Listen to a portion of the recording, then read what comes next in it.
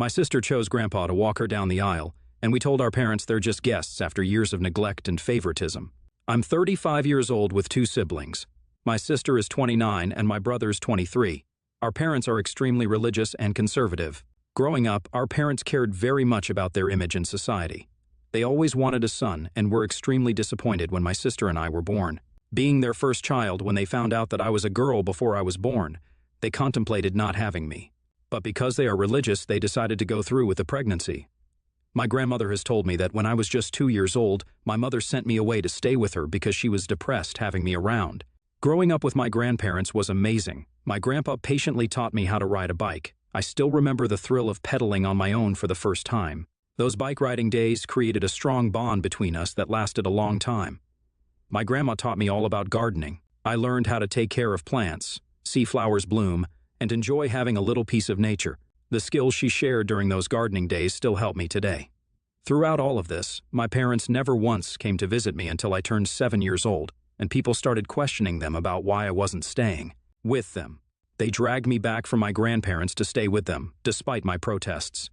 I would have loved to continue to stay with my grandparents as they brought stability and warmth into my life. After 3 years, my parents were over the moon to learn that they were expecting another child. However, when they found out it was going to be another girl, they were disappointed again. Surprisingly, though, they were a bit more relaxed about it compared to when I was on the way.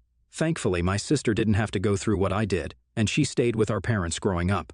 The differences in the way my parents treated me and my sister were quite noticeable. For instance, I was expected to help my mother out with a lot of household chores and responsibilities. It felt like a never-ending list of tasks that I had to complete to meet their expectations. However, when it came to my sister, the rules seemed to be a bit more relaxed. She didn't have the same level of pressure, and my parents were more lenient with her chores. It was like they had learned from their earlier parenting experiences and decided to take a different approach with her. Another example was the way they handled our education. When I was in school, there was immense pressure on me to excel in every subject. My parents had high expectations, and any deviation from top grades was met with disappointment. They enrolled me in various extracurricular activities, pushing me to be the best in everything. On the contrary, when my sister started school, the atmosphere was significantly more relaxed. While they still cared about her education, the level of intensity was not the same. They allowed her to explore her interests at her own pace and didn't enforce the same strict rules that I had experienced. The most striking difference, however, was in the way they celebrated achievements. When I achieved something notable, it was often met with a nod of approval or a brief acknowledgement. In contrast, when my sister accomplished something, the whole family celebrated as if it were a major milestone. These differences created a sense of confusion within me. I couldn't comprehend why the same parents could have such contrasting approaches to raising their children. It wasn't easy growing up in an environment where I felt constantly scrutinized while witnessing my sister enjoying a more carefree upbringing. However, I made a conscious effort not to harbor any resentment towards her as I recognized that my sister wasn't responsible for the parenting decisions made by our parents. Despite these challenges, I remained committed to supporting my sister and being a positive influence in her life. In fact, we managed to maintain a good relationship and have always remained close. 6 years later, everything changed when my brother was born. My parents had a massive feast to celebrate the fact that they finally had a son. Since the day he was born, it was clear that he got special treatment. He had fancy clothes, expensive toys, and a super cool room that was way fancier than what my sister and I had. Our parents really went all out for him, buying the best baby gear like top-notch strollers and expensive crib. It wasn't just about stuff. Our little brother got way more attention, too. Our parents took tons of pictures and videos of him hitting all his baby milestones. But when it came to me and my sister, there was never this much fuss. Even in everyday things, our parents were more involved with him. They never missed a doctor's appointment or a play date, always there for him.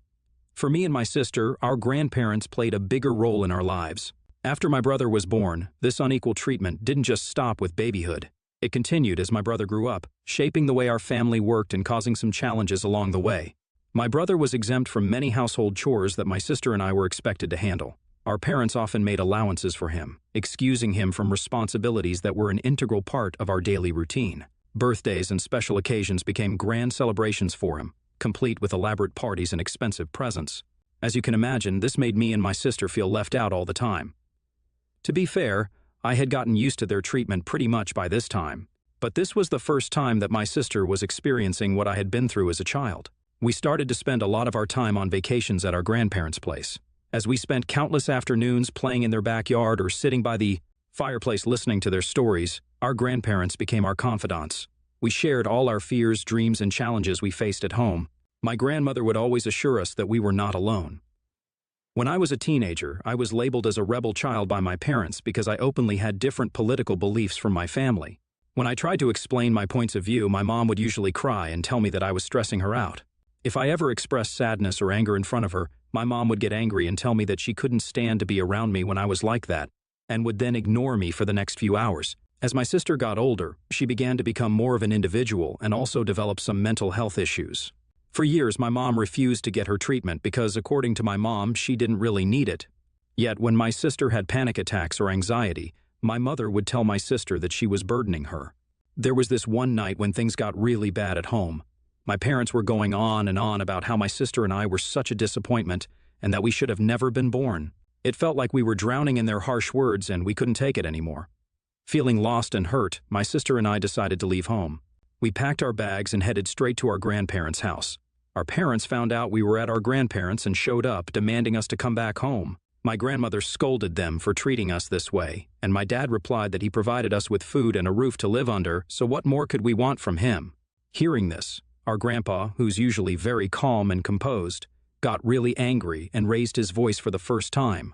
He yelled at my father that he should be ashamed for treating his own children this way, and threatened him that if he ever did anything to hurt us, he would call CPS on them. This really scared my parents, as my brother was still young, and they were scared to lose custody of him too. Grandpa continued to defend us by insisting that we deserved better parents than them. I clearly remember him telling my mother that she was his daughter, yet he had never treated her this way. So how could she ever be cruel to me and my sister? My mother's face went red in embarrassment. That fight at our grandparents' place became a turning point, as this was the first time someone stood up for us, and it made all the difference. After that night at our grandparents' place, things kind of changed at home. Our parents, especially Dad, got a bit scared after what Grandpa threatened him with, so they toned it down a bit. Our brother continued to get extra love, but the constant yelling and punishment for us got a bit less.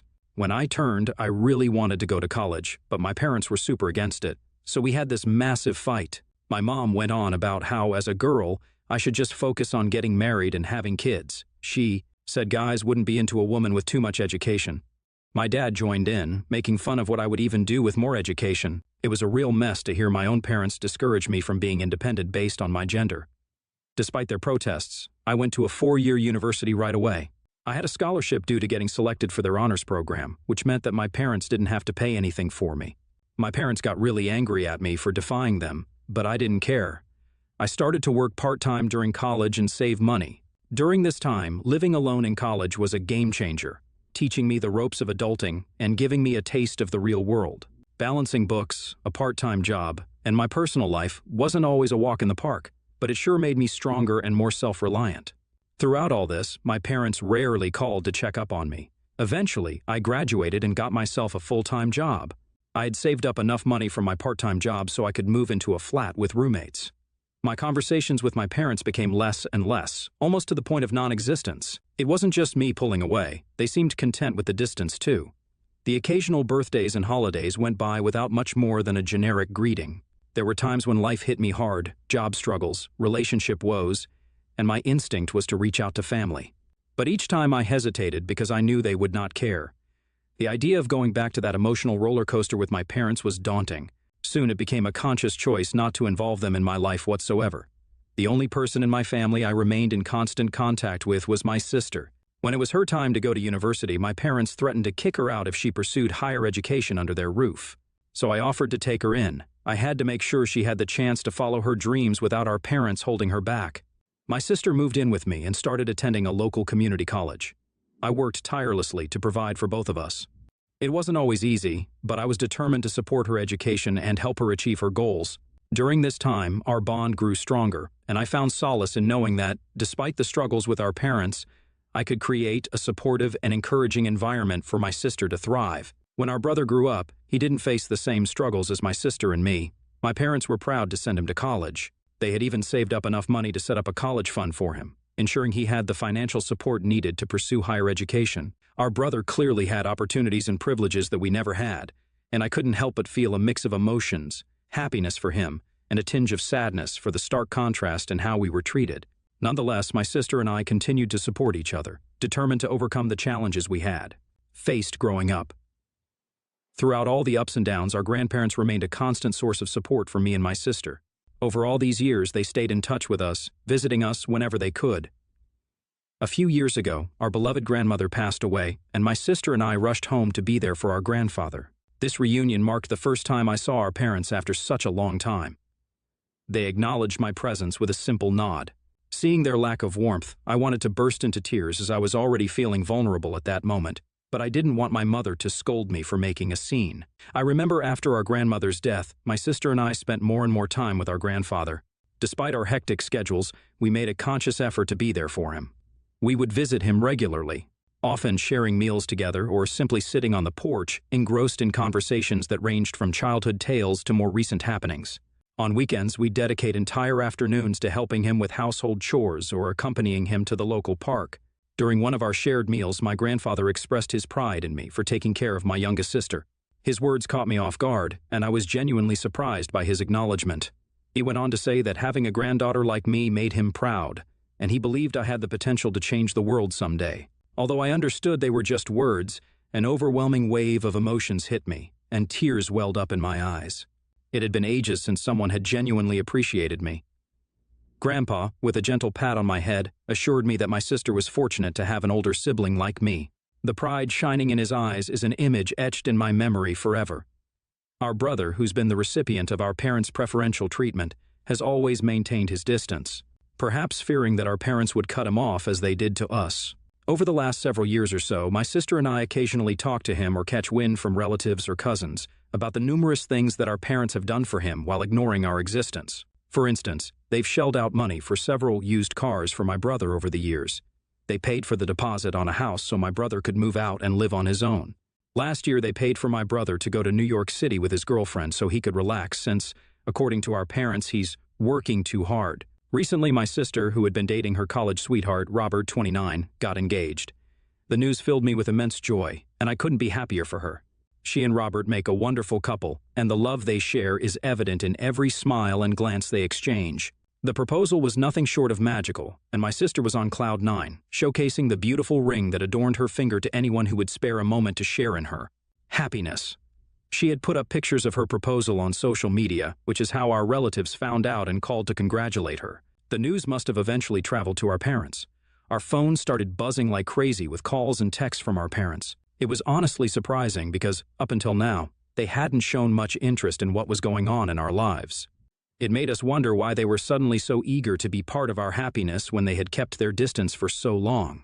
The messages brought a mix of feelings: shock, confusion, maybe a bit of annoyance. Why now? Why did they decide to jump in just when we were having a happy moment? Caught off guard by this unexpected flood of attention, my sister and I exchanged puzzled looks. When my sister finally answered our mom's call, Mom went on about how thrilled she was to hear about the engagement. My sister, being polite, said her thank yous. Then came the tricky part. Mom started asking all sorts of questions. She wanted to know who this Robert guy was and if they could meet him. Knowing our parents and their track record, my sister tried to dance around it, citing her hectic work schedule and the chaos of wedding planning. But my dad, probably sitting right there with Mom, jumped in. He insisted that they deserved to meet the guy she was planning to spend her life with. Their convincing game was strong, and my sister eventually gave in. My sister didn't want to face our parents alone, so she told them that she would bring me along for the meetup. Surprisingly, our parents agreed. It was a little unexpected, but we decided to roll with it. The day of the meeting arrived, and we nervously arrived at our parents' place to meet them. The atmosphere was tense from the get-go. Our parents greeted us with forced smiles, trying to act like everything was normal. Mom smiled more warmly at Robert, though, and we all sat down to talk. It was awkward to see our parents after so long, especially how they were trying to act like one happy family in front of Robert. Although I'm sure Robert knew the full story, seeing that he dated my sister through college and has been with her for such a long time, the tension in the air was palpable. Robert, sensing the unease, tried to keep the conversation light. He shared a bit about himself, his job, and his interests, hoping to ease the awkwardness. Our conversation then steered toward my sister and Robert's upcoming nuptials. Here's where things got more interesting. Our parents started to subtly hint about how wonderful it would be for Dad to walk my sister down the aisle, and Mom to be an integral part of her ceremony as well. My sister and I looked at them in confusion. Dad continued to say how he wanted us to showcase a united front in front of our relatives to avoid any family embarrassment. Mom nodded in agreement, reiterating that they didn't want Robert's family to think that my sister didn't have parents of her own, hence they wanted to be involved. Hearing their words, my sister and I looked at each other. It was clear now that they had called us here for their own agenda. They were afraid that my sister would not invite them to the wedding and didn't want their relatives to question them. It would harm their social status. I shook my head in disbelief, realizing their agenda. My sister gracefully thanked them for their suggestions, but calmly asserted that she had already made up her mind about who was going to walk her down the aisle. My dad asked curiously who else she could have chosen for such an important role in her wedding. With a confident smile, my sister dropped the bombshell. Grandpa will be walking me down the aisle. Our parents seemed taken aback, struggling to conceal their surprise. Their expressions quickly shifted from anticipation to anger. They couldn't fathom that their daughter had chosen our grandfather over them for such a significant role. This is how the conversation pretty much went after that. But sweetheart, it's tradition for a father to walk his daughter down the aisle. You can't break tradition. Well, Mom, I don't care about breaking traditions. I want Grandpa to be a part of this special moment. He's been there for us when you both forgot that you had daughters. You can only attend as a guest at the wedding, like many other relatives. You can't just sideline us like this. We're your parents. Hearing this, I couldn't handle my laugh any longer and started laughing loudly. Everyone was quite startled at my reaction. I looked my dad square in the eyes and told him that he and Mom had forgotten how to be parents for us, treating us like garbage all those years. So they had no right to demand my sister to listen to them. The truth hit hard, and our parents, angered and embarrassed, started to yell at me and my sister. They insisted that we were going to destroy their reputation, but we honestly didn't care. My sister stood her ground, telling them that they couldn't suddenly claim a parental role when they had neglected us for so long. I chimed in, expressing how their actions had consequences and they couldn't rewrite the past. She clarified that our parents would have a limited role at the wedding, just like any other guest. They were welcome to attend, but their involvement would be minimal. The meeting ended on a sour, tense note, with my sister standing firm in her decision. As we left, I couldn't help but feel a mix of admiration for my sister's courage and disappointment in our parents' inability to understand the consequences of their past actions. Since the meeting, we have been hounded by our parents and other relatives, who claim that we're being selfish and cruel for not allowing our dad to walk my sister down the aisle. IITA for telling our parents the truth and supporting my sister's decision to let Grandpa walk her down the aisle? Update 1. It's been a few hours since I posted the story, and the support has been overwhelming. To everyone asking about our grandpa, my sister has informed him about the engagement, and he has warmly congratulated her. He still doesn't know about my sister's idea to ask him to walk her down the aisle. We want to be there when we give him the news so we can see his face. We plan on going down to visit him this coming weekend. As for our parents, they have continued to send us several angry messages. Dad even found a way to reach out to Robert on Facebook, where he sent him a long message saying how he should knock some sense into my sister as the man in the relationship. He continued to write how my sister had no right to ask her grandpa when traditionally it's the dad who fills this role. He then threatened Robert that if he allowed my sister to go through with this, then he and Mom wouldn't attend their wedding. Robert simply responded, "My fiancée is going to do whatever she wants, and I stand by her. It's your choice to attend our wedding or not." The clarity and strength of Robert's response likely sent shockwaves through our dad, who had probably expected a more submissive reaction. I can't help but picture the look on his face, and it makes me chuckle. I will update next when we go and meet our grandpa this weekend. Update 2. My sister and I drove down to our grandpa's place this weekend. We were bubbling with excitement to share the news with him. My sister finally told him that she had something important to tell him. He gazed at us, his eyes filled with curiosity and warmth. My sister took a deep breath and said, "I want you to walk me down the aisle on my big day. You're the one who has always been there for us, and I can't imagine anyone else doing it." Grandpa's eyes welled up with tears, and he pulled my sister into a tight hug. His voice, choked with emotion, said how honored he was that my sister had asked him. Looking at my grandpa getting teary-eyed, I teared up too, and we shared a group hug. Grandpa kept thanking my sister, saying how much it meant to him. We assured him that it was the least we could do to repay the love and support he had showered on us over the years. Then we explained how we had broken the news to our parents and the way they had reacted. We were worried that they might take their anger out on him, but Grandpa chuckled. He assured us that he could handle our mom and that nothing was going to stop him from walking my sister down the aisle. My sister sighed in relief, and we spent the evening helping our grandpa out around the house. As my sister's wedding day approaches, we have been knee-deep in planning, from choosing the perfect theme that reflects her personality to finalizing her wedding dress and meticulously arranging the seating for the guests. I can't wait to see my beautiful sister say I do to the love of her life very soon. Update 3. It's been 3 months since my last update. I am sorry for the late update, but I have been quite busy with my life. The wedding day arrived, and it turned out to be everything my sister had dreamt of and more. The venue looked stunning, as we had anticipated. The guests filled the seats, and an air of joy and anticipation surrounded us. There was a noticeable absence in the ceremony, our parents. In the wake of our decision to limit their role at the wedding, they chose not to attend, a decision we respected. It was a bittersweet moment, realizing that they were missing such a significant event in my sister's life. The ceremony itself was magical. My sister, radiant in her wedding dress, stood with Grandpa by her side. The love and pride in his eyes were palpable as they walked down the aisle together.